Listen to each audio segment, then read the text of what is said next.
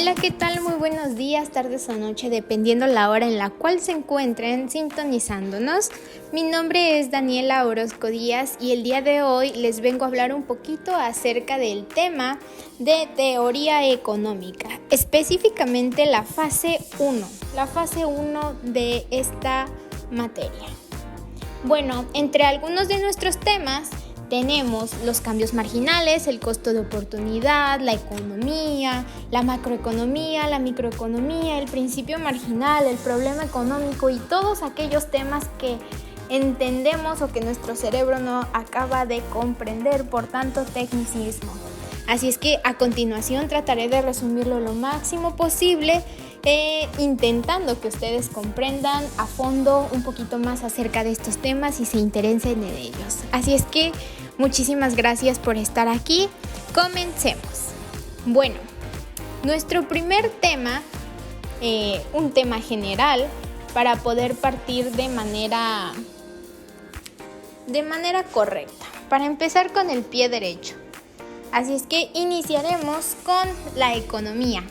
Todos hemos escuchado hablar de este tema, pero muy pocos conocemos realmente a lo que se refiere este término. Así es que, ¿qué es la economía? ¿Qué entendemos por economía? ¿Cuáles son sus principales actividades, ocupaciones u objetivos? Bueno, pues la economía se ocupa de administrar los recursos disponibles con el objetivo de producir diversos bienes y servicios, así como de distribuirlos para su consumo entre los miembros de toda la sociedad. Esto quiere decir que la economía busca una cierta equidad de repartición entre las personas que intervienen o que tienen que ver en este proceso. Trata de cómo los individuos, también esto socialmente, desde un punto o una perspectiva más social, trata de cómo los individuos alcanzan el nivel de bienestar material más alto posible a partir de los recursos que tienen disponibles. Esto según Becker 2004. ¿A qué me refiero con un punto social? A que tú como persona, como individuo, tratas de alcanzar un cierto objetivo y esa es tu perspectiva económica o tu aporte económico social. Por ejemplo, tú puedes ser parte de la economía o más bien tú eres parte de la economía gracias a que trabajas, porque eso genera ciertos movimientos que vamos a observar un poco más adelante. Ahora, ya dijimos uno de los principales objetivos de la economía, que es producir ciertos bienes y servicios y distribuirlos. Pero la economía tiene otro objetivo principal. Este es satisfacer necesidades. El objetivo de la economía es satisfacer necesidades. Este objetivo también se puede confundir un poquito con el de mercado, pero ambos tienen que ver. Porque sin mercado no hay economía y sin economía no hay mercado. Así es que prácticamente van de la mano en absolutamente todo. La economía siempre se va a preguntar qué, cómo y para quién producir. Lo mismo que el mercado, como les comentaba. Esto se trata de una relación entre la oferta, precio y la demanda, que son variables que hacen crecer la economía. Ahora, dentro de la economía tenemos factores productivos. Estos vienen siendo la base fundamental de nuestra economía. Los factores productivos son aquellas partes, aquellos engranajes que crean o que gracias a ellos nosotros podemos crear todos los bienes y servicios. ¿A qué me refiero con engranajes? ¿A qué me refiero con base? Estoy hablando específicamente de la tierra, del trabajo, del capital físico y del capital humano. Son estos recursos que nosotros necesariamente necesitamos para poder crear ciertas relaciones económicas o para crear capital. ¿Cómo lo puedo entender de una manera más sencilla? Bueno, si un agricultor quiere ganar dinero, necesita de la tierra para poder sembrar, tener sus productos y después poder venderlos y de esta manera mover la economía. La tierra vendría siendo como su recurso base. Lo mismo con el trabajo físico. Si una persona quiere alcanzar un objetivo económico, necesita trabajar, brindar ese servicio de su trabajo para poder ganar dinero. El capital físico tiene un poco más que ver con los recursos, con los bienes, con propiedades, todo este estilo. Y el capital humano son las personas, tiene que ver con la inteligencia, con el conocimiento y todo esto. Ahora, ¿qué es la eficiencia económica o qué entendemos por eficiencia económica? La eficiencia económica hay que comprender algo importante. Es un ideal, es una aspiración, es una utopía. La eficiencia económica es una situación en la que los factores de producción se asignan a sus usos más beneficiosos, lo cual implicaría minimizar los costos y utilizar los recursos de una manera óptima para lograr la máxima o la mayor producción posible. Pero, como todo lo bueno, como todo lo perfecto, entre comillas, evidentemente la eficiencia económica no se puede lograr al 100%. Es simplemente un concepto que utilizamos para medir cuál sería, ¿cómo llamarlo? ¿Cuál sería la mejor etapa o la mejor manera de la economía? ¿Cuál sería la parte más beneficiosa para la sociedad económica? Ahora, ¿cómo podemos evaluar esta eficiencia económica? Principalmente se puede evaluar mediante ciertos factores. Son 4 factores. El primero es la producción. ¿A qué me refiero con producción? Me refiero al comparar los costos reales de producción con los costos teóricos o ideales. Nosotros podemos imaginar que la pobreza se puede solucionar si las cosas costaron un poco menos, es decir, una botella de agua que cueste, 2 pesos sería perfecto para que cualquier persona pudiera acceder a ella. Ese es un costo teórico o ideal. Sin embargo, el costo real de una botella de agua es de aproximadamente 5 o 10 pesos. Aquí en Monterrey, que es el estado un poco más caro de toda la República Mexicana, está aproximadamente entre 10 pesos una botella de 1 litro de agua. Y tenemos claro que no todas las personas pueden acceder a ese tipo de recurso. Otro factor con el cual se puede evaluar la eficiencia económica es la eficiencia asignativa. Esto se refiere un poco más a evaluar cómo se asignan los recursos disponibles entre diferentes sectores o actividades económicas. Es decir, a cada sector, qué tantos recursos de la tierra le corresponden. También tenemos la eficiencia técnica, la cual se va un poco más al comparar la cantidad de insumos utilizados en el proceso de producción con la cantidad de productos o servicios generados. Y finalmente la eficiencia distributiva, la cual evalúa cómo se distribuyen los bienes y servicios producidos entre los miembros de la sociedad. Esto es un poco más, no tanto dirigido a los sectores, sino a las personas. Ahora, una manera o una ley más bien que tiene mucho que ver o todo que ver con la economía, con la medición de la economía, es la ley de rendimientos decrecientes. Este es un concepto económico que nos muestra la disminución de un producto o un servicio a medida que se añaden ciertos factores productivos a la creación de un bien o un servicio. Esto se trata de un aspecto de una disminución marginal que más adelante vamos a ver a lo que se refiere. Principalmente a esta ley, lo de rendimientos marginales decrecientes, que es la otra manera en la cual se le puede llamar, incrementar la cantidad de un factor productivo en la producción del bien o servicio en cuestión provoca que el rendimiento de la producción sea menor a medida que incrementamos este factor, esto siempre y cuando se mantengan el resto de los niveles constantes. Bueno, ¿qué acabo de decir? Bueno, ejemplificando un poquito o dando un ejemplo de esto, pues nosotros normalmente en la función de producción, en el ámbito productivo, llegamos a pensar que cuantos más trabajadores hay, es mayor la producción. Sin embargo, ahí sucede algo algo extraño, algo diferente. Y esto es que sea lo que sea, siempre va a llegar un momento en el que la cantidad del producto final que obtengamos es menor a medida que vamos produciendo más y más. Y a esto nos referimos con la ley de rendimientos decrecientes, que a pesar de que se vaya aumentando, al final el producto siempre va a ir disminuyendo.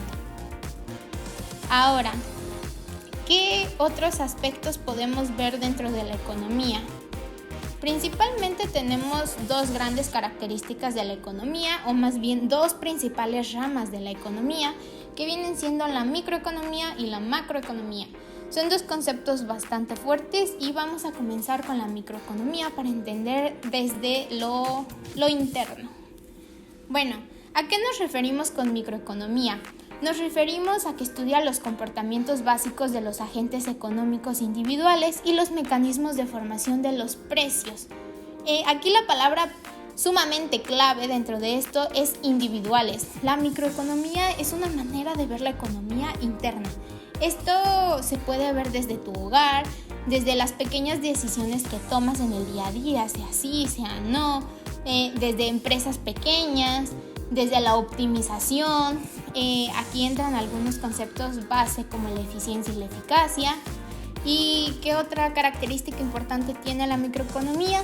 Que es la base de la macroeconomía. Sin una estructura interna fuerte no se puede desarrollar la macroeconomía. Así es que ahora, ¿qué entendemos por macroeconomía?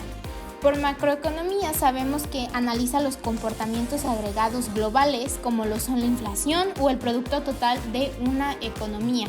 Como ya mencioné, nos referimos a lo general, ya que estudia el funcionamiento global, integrando variables económicas agregadas.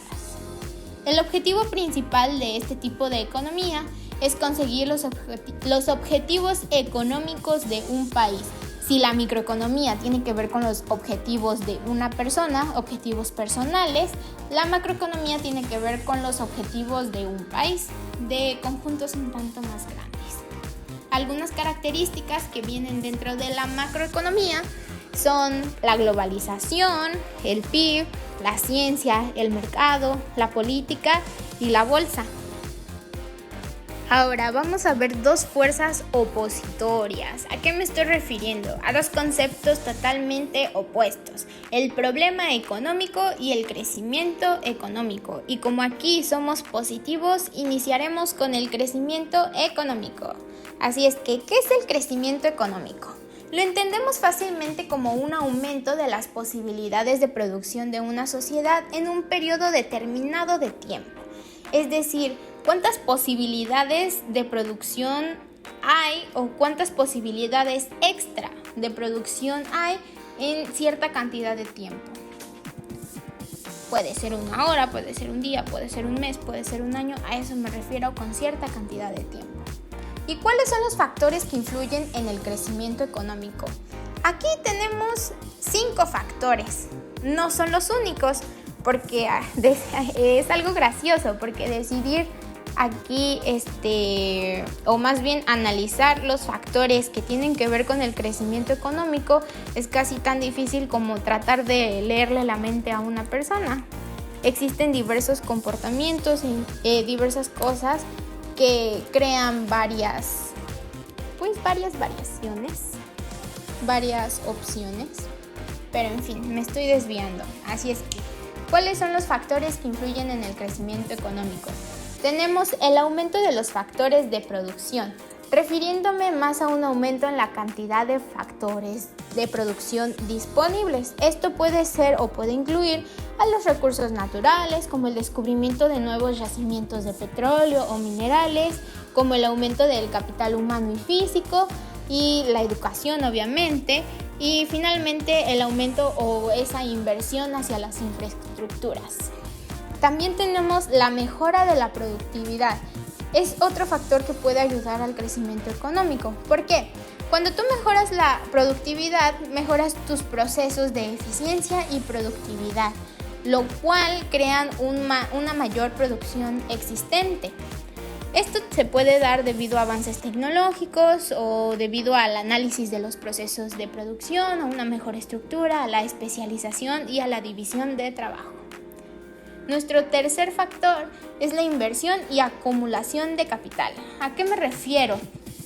A que tanto maquinaria y equipos como la capacidad productiva de nuestro capital humano aumentan, ya sea por medio de la educación o por el desarrollo de sus habilidades. Puede ser por medio de la capacitación dentro de los lugares donde trabajan o simplemente porque estas personas han trabajado en sí mismas y han desarrollado sus capacidades, lo cual beneficia a las empresas, claro está.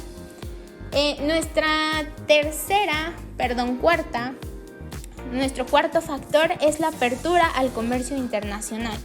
El comercio internacional puede estimular el crecimiento económico al permitir a los países aprovechar sus ventajas comparativas y especializarse en la producción de bienes y servicios en los que tienen ventaja competitiva.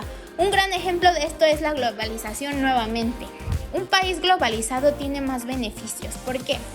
Porque si en este país no se pueden crear carros, por ejemplo, los pueden exportar o los pueden importar de algún otro país y las personas pertenecientes a dicho país se benefician porque ahora tienen algo que normalmente o en condiciones normales no podrían tener. Así es que esos son beneficios. Nuestro quinto y último factor es la estabilidad política y social. ¿A qué me refiero con esto? Un entorno político estable y predecible puede atraer inversiones extranjeras, promover la innovación y facilitar el desarrollo económico a largo plazo. Si México, por ejemplo, ahorita mantiene buenas relaciones con Estados Unidos o con otros países, realmente nos vamos a beneficiar un poco más que si no tuviera esas buenas relaciones, porque nos evitamos problemas políticos y varios conflictos. Ahora sí, lo contrario a esto viene siendo el problema económico. ¿A qué me refiero con el problema económico? Este surge cuando se utilizan diversos medios para conseguir una serie de objetivos de forma que cabe preguntarse por el procedimiento más adecuado. En pocas palabras, el problema económico se refiere a cómo la sociedad debe decidir cómo utilizar sus recursos limitados de manera más efectiva para satisfacer las necesidades y deseos ilimitados de la población. ¿A qué me refiero? El problema económico es cómo las personas se organizan para repartir todos estos bienes. Nosotros somos una sociedad infinita. ¿A qué me refiero con esto? Cada año la población va a ir en crecimiento. Sin embargo, todos los recursos de los cuales somos dependientes son finitos. Por ejemplo, en Monterrey hay un problema grave de agua. ¿Por qué? Porque el exceso de población ha superado la cantidad de agua que se da. Entonces, a mayor demanda, vienen este tipo de problemas de escasez. ¿Cuáles son los tipos de problemas económicos? Tenemos 3 tipos de problemas económicos. La orientación del proceso productivo, la cual se refiere a que la decisión de qué y cuántos bienes se producirán, cuándo se producirán y qué elementos implica su producción. La organización de la producción, que se trata de cómo se producirán los bienes, es decir, el cómo, los métodos, los lugares, el lugar en donde se llevará a cabo, la manera, los materiales, todo eso, el cómo. Y finalmente, la asignación de la producción. Esto nos hace referencia a para quién se producen los bienes, cómo se distribuirán y cómo se retribuirá el esfuerzo productivo entre los trabajadores. A estas 3 opciones les podemos llamar las principales causas o los principales procesos que tienen que ver con los problemas económicos. Para finalizar y de manera concreta, solamente voy a dar la definición de los siguientes conceptos. Análisis marginal. Se refiere al estudio del efecto de un cambio pequeño sobre una determinada variable. Este concepto permite analizar y encontrar soluciones a problemas económicos mediante el estudio de los efectos de pequeños cambios en las variables relevantes. Esto dentro del análisis marginal, por supuesto, encontramos algunas algunos conceptos como lo son el costo de productividad. Este representa aquellos recursos que dejamos de percibir y que representan un coste por el hecho de no haber elegido la mejor alternativa. A este me gusta llamarlo la segunda oportunidad. ¿Por qué? Porque es la segunda oportunidad. Si tú no eliges una primera, el costo de oportunidad es tu segunda opción. De hecho, su otro nombre o la otra manera en la cual suele llamarse es el valor de la mejor opción no seleccionada. Algunos ejemplos de su aplicación son las decisiones de consumo. Esto es cuando tenemos recursos limitados y múltiples opciones de consumo. Las decisiones empresariales, esto en el ámbito empresarial, donde se utiliza para evaluar inversiones y tomar decisiones sobre cómo utilizar los recursos disponibles dentro de una empresa, obviamente, y decisiones personales que tienen que ver un poquito más con aspectos cotidianos de la vida. Y tenemos el ingreso marginal. Este es el aumento de los ingresos totales cuando se vende una unidad adicional de un producto. Para una empresa en libre competencia, el ingreso marginal es igual al precio de venta de esa unidad. En otras palabras, el ingreso marginal es el cambio en los ingresos totales cuando se produce y vende una unidad adicional. Este tipo de ingreso, tiene una fórmula y se calcula por medio de dividir el cambio en los ingresos totales entre el número de unidades adicionales vendidas. Tenemos el costo marginal, el cual tiene que ver con el cambio en el costo total de producción que se ocasiona al producir un artículo adicional. En otras palabras, es el coste resultante de fabricar una unidad más de un producto. El costo marginal se utiliza para analizar la relación entre la producción y los costos asociados. Y finalmente tenemos un trabalenguas por aquí. Ya para cerrar, la curva de transformación o frontera de posibilidades de producción, como me gusta abreviar porque si no me desgasto la voz, FPP. Esta es una representación gráfica de las cantidades máximas de producción que puede obtener una economía en un periodo determinado, haciendo uso de todos los recursos que tienen disponibles.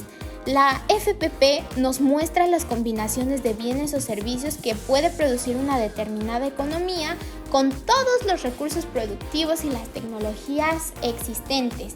En otras palabras, la FPP ilustra las cantidades variables de dos productos que se pueden producir cuando ambos dependen de los mismos recursos finitos. Algunos ejemplos de los movimientos dentro de la FPP podría ser que si hay mejoras tecnológicas o mejoras laborales, la FPP se desplazará hacia la derecha, ya que habrá capacidad de fabricar un mayor número de los bienes o de los dos bienes. Por otro lado, si disminuye la capacidad de producción, normalmente por escasez de materias primas o por catástrofes naturales, lo cual es muy común en México, la FPP se desplazará hacia adentro, es decir, hacia la izquierda. Y bueno, eso ha sido absolutamente todo por hoy. Espero que les haya quedado un poquito más claro todos estos temas dentro de teoría económica. Yo sé que son complicados de entender, pero de verdad son temas que se pueden comprender si se les pone un poquito de paciencia y atención. Al final les presento la biografía y muchas gracias por estar aquí. Que tengan muy buena tarde a todos.